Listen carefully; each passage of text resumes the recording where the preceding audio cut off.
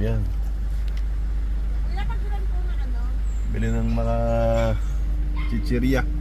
Kasi tatahakin namin tong unknown road. Pero ano na to? Ayan ah. Igot kami ng Maribeles sa kabilang side. Dati rough road to eh.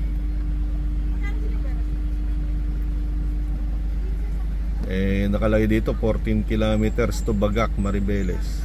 14. Di siguro, layo pa yun. Sige, tingnan natin.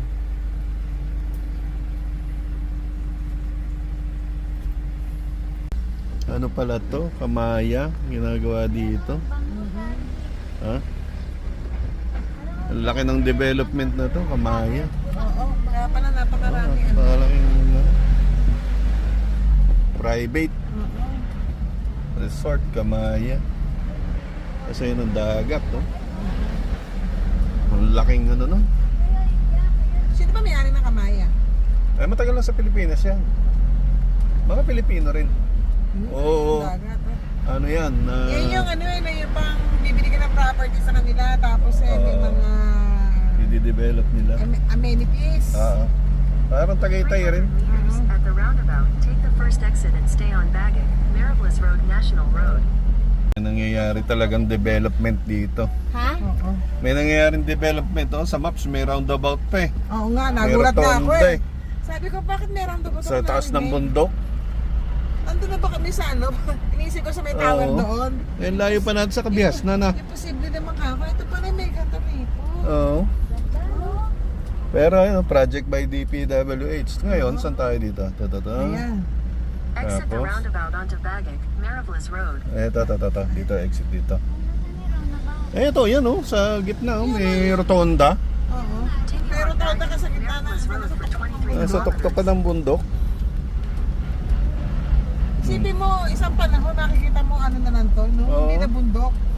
May Puro mga bahay na. bahay na. At least na-record natin. Ganito ang itsura niyan dati. Kaya nga. Tayo ay nasa kabilang part ng Maribeles. Inikot namin ang Maribeles.